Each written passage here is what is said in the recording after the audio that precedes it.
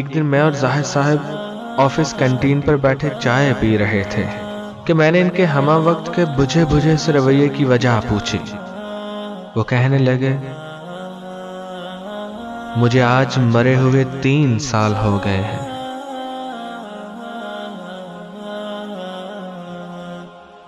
میں نے نظریں اٹھا کر ان کی آنکھوں میں دیکھا، جہاں اس جملے کے ساتھ ہی دنیا بھر کی نکاہت اتر آئی تھی۔ پھر کہنے لگے، میں ہمیشہ سے بدتمیز رہا ہوں۔ بچپن میں اسکول جاتے ہوئے ضد، کھانا کھاتے ہوئے نخرے، وہ نہیں یہ کھانا ہے، یہ نہیں وہ کھانا ہے۔ مجھے نہیں یاد کہ 5ویں کلاس تک میں نے اپنے ہاتھ سے نہایا، کھانا کھایا، کپڑے پہنے یا جوتوں کے تسمے بند کیے ہوں۔ پاپ کا تو مجھے صرف نام ہی ملا، نہ کبھی اس کی صورت دیکھی اور نہ پیار۔ بھائی کا سہارا کیا ہوتا ہے اور بہن کی محبت کیا ہوتی ہے کچھ معلوم نہیں۔ پرائمری، مڈل، پھر میٹرک یہی عادت رہی۔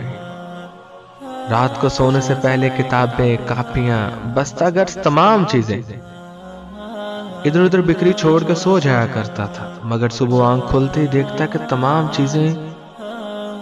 چیزیں بہت سلیقے سے بستے میں پڑی ہیں، اور بستہ بڑی نفاست سے میز پہ پڑا ہے۔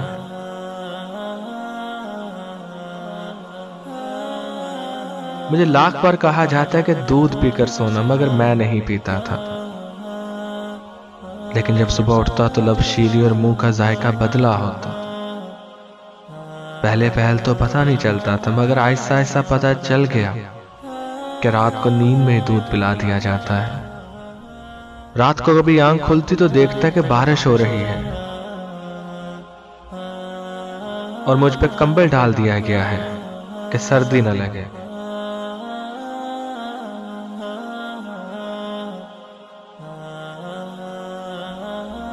مجھے ہمیشہ گھر میں 2 ہی چیزوں سے چڑ تھی، ایک 11 سے 13 گھنٹے تک ہاتھ سے چلائی جانے والی سلائی مشین سے، اور دوسری روٹی کے کناروں سے، ان پر اکثر گھی لگنے سے رہ جاتا تھا۔ مگر روٹی کے وہ سوکھے ٹکڑے جو میں اتار دیتا تھا، نہ تو وہ کبھی گھر سے باہر فروخت ہوتے دیکھے اور نہ ہی کوڑا دان میں کبھی نظر آئے۔ اور جب بھی مجھے پیسے چاہیے ہوتے تو میں اسی سلائی مشین کا رخ کرتا، جس سے مجھے بہت چڑ تھی۔ جب بھی مجھے کبھی معمول سے ہٹ کر زیادہ پیسوں کی ضرورت ہوتی تو دیکھتا کہ گھر میں سلائی مشین کے چلنے کا دورانیہ 16 گھنٹے تک جا پہنچا ہے۔ مجھے یاد ہے کالج میں داخلہ کے وقت مجھے 1500 روپیہ چاہیے تھا۔ میں نے گھر آ کر بتا دیا۔ اسی رات 2 بجے کے قریب میری آنکھ کھلی تو گھر کے برآمدے میں کچھ کھٹ پٹ ہوتی محسوس ہوئی۔ ذرا مزید غور کرنے پر یہ بھی محسوس ہوا جیسے کوئی گھٹی گھٹی سسکیوں کے ساتھ رو رہا ہو۔ چپکے سے برآمدے میں جا کر دیکھا تو موٹے شیشے کا چشمہ لگائے میری ماں جانے کب سے مشین میں دھاگا ڈالنے کی مسلسل کوشش کر رہی تھی، اور ساتھ ساتھ آنسو بھی گر رہے ہیں۔ میں نے پوچھا، کیا کر رہی ہو ماں؟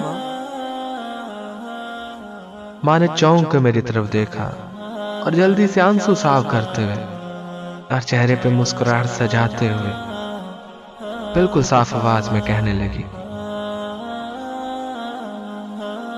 وہ سامنے والی سریا کے بھائی کی شادی ہے تو اس نے کہا کہ صبح تک 2 سوٹ سلائی کر دو، اس لیے بیٹھی ہوں، لیکن دھاگا سوئی میں نہیں ڈل رہا۔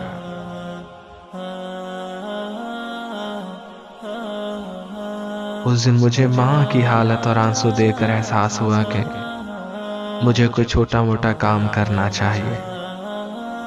میں مناسب کام بھی ڈھونڈتا رہا اور پڑھتا بھی رہا۔ ادھر ایف اے مکمل ہوا اور ادھر آفس میں کام مل گیا۔ میں نے گھر جا کر ماں کو بتایا تو خوشی سے نہال ہو گئی۔ فوری شکر پارے لا کر محلے میں بانٹے کہ میرا بیٹا اب دفتر جایا کرے گا۔ اور ایک دن میں کام سے گھر آ کر لیٹ گیا थोड़ी थकावट हो रही थी। पांव चारपाई से लटकाए ही थे कि नींद आ गई। जब उठा तो देखा खिलाफ मामूल आज न जूते पांव से उतरे थे और ना ही खाना बना था। दिल उछलकर जैसे मुंह में आ गया हो। मां को आवाज दी, मां, मां उठो, भूख लगी है। मां, मुझे भूख लगी है, चीख चीख कर रोया। 1000 मिन्नतें और तरले किए, मगर शायद मां अब की बार उठने के लिए नहीं सोई थी।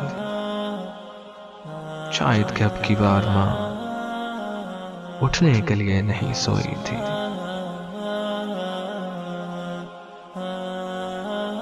मां के बाद वो घर छोड़ दिया गया, कब्रिस्तान लगता था।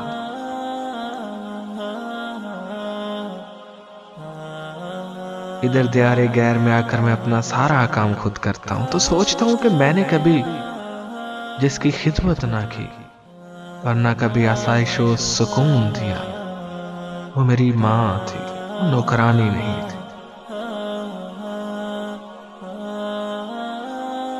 ये कहते हुए ज़ाहिद के 2 मोटे मोटे आंसू रुखसारों पर बह गए और मैं इसी सोच में डूब गया कि न जाने हम जैसे कितने उस मां को सुबह से लेकर शाम तक अपनी चाकरी में महसूस देखते हैं और तब तक जान नहीं पाते जब तक वो किसी ऐसी नींद सो जाती है जिससे उसको कभी नहीं उठना होता, जिससे वो कभी नहीं उठ पाती।